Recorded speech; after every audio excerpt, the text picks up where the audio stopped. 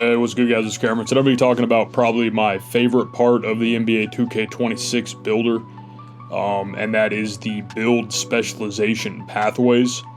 I think these offer a great chance for you to really make your build your own. I think this is a great way to make your rare builds that much better, make your oversized lockdowns that much crazier, and really just pursue a pathway that optimizes your build for how you want to play, which I think at the end of the day is a huge deal and something I'm very excited about. So I'm going to be showing you 3 builds today.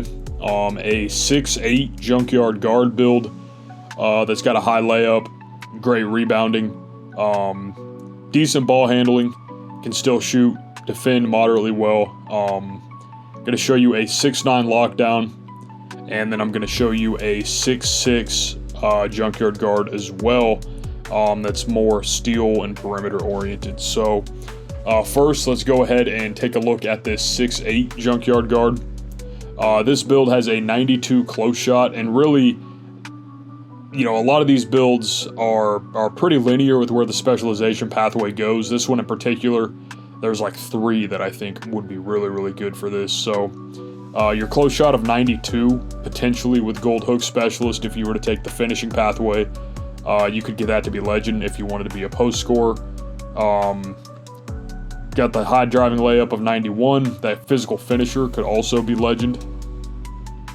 Also have a decent post game. Potentially, if you were to put 2 cap breakers that you unlock from the specialization, you could go ahead and get that close shot to 94, which would give you Hall of Fame Hook Specialist, which then you could max +1 to become Legend, and then you could max +2 Physical Finisher, which would become Legend. So then you could have Legend Physical Finisher and Legend Hook Specialist on a build. 6'8 Shooting Guard, which would be really strong. I think that'd be very difficult for most 2 guards to guard, even if they were a quote-unquote lockdown. Mid-range wise on this build, I'm assuming there may be mid-range Junkyard Guards and a ton of other things like that in 2K26. But let's just pretend that there isn't, or something like that. You'd have to go 77 midi here. And you could drop 1 cap there to go 78, and this would give you silver set shot. Which again, potentially, if you were to take this pathway, if you like the finishing, you could get Hall of Fame set shot on a Junkyard Guard. A 6'8 Junkyard Guard, that too, which is pretty crazy. Ball handle wise, you do have Hall of Fame strong handle, just so you are a little bit stronger, can get downhill a little bit better. Interior wise, perimeter wise, block wise, a 74, kind of just that minimum core value to get those on bronze. But the big other strength with this build is the rebounding. So if you were to do the rebounding pathway with this build, you'd be looking at a build that would have 94 defensive rebound, which would give you Hall of Fame box out beast. You then could use your max +2 on your gold rebound chaser to go Legend rebound chaser, and your max +1 you permanently unlock to go ahead and go Legend box out beast, because when you go 94 defensive rebound, box out beast goes Hall of Fame, which is crazy. You could be a 6'8 shooting guard with Legend rebounding.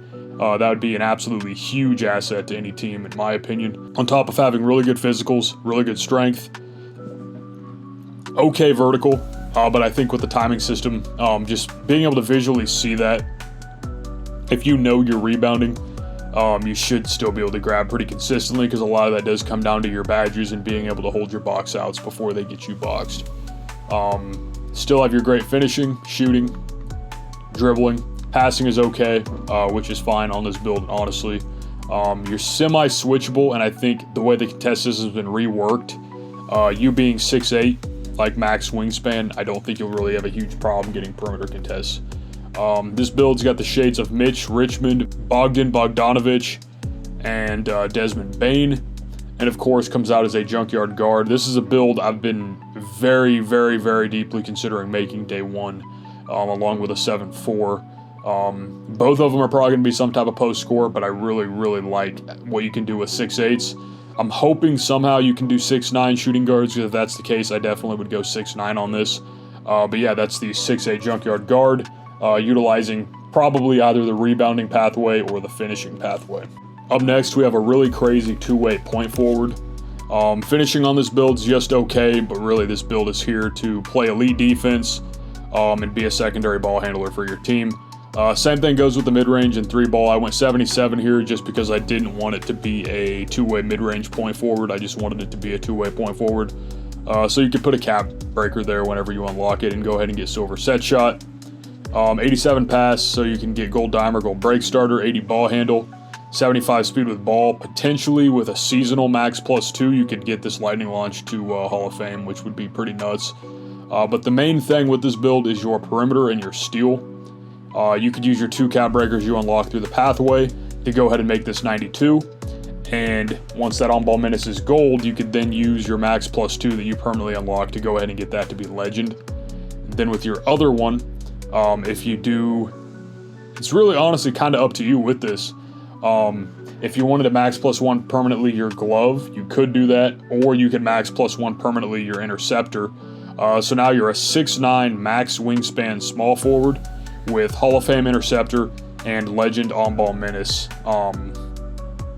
which is just ridiculous, especially when you look down at the physicals and you see that this build has max speed, max agility, on top of, you know, custom takeovers where you could get that steal even higher, you could get that ball handle higher, you could get the 3-ball higher, midi higher, whatever you want. You could have blur take, you could have spoiler take, vice grip, kind of whatever takeover you want, you could have on this build, which is really, really crazy. I think 6'9" lockdowns are going to be really, really good once people do start taking those pathways. You got the shades of Bob Dandridge, Herb Jones, and Asar Thompson. And this build comes out as a 2-way point forward. This is a crazy 6'9" lockdown, in my opinion, with a really clean name. And obviously with 4,200 build names in NBA 2K26, I'm sure there's build names that are a million times more crazy than the classic point forward. But just point in case, you know, you can get some pretty nice build names on builds that still can be meta, still can serve that purpose, and still kind of be a specialist. Next is a perimeter-oriented Junkyard Guard at 6'6", that can still have very unique pathways as well.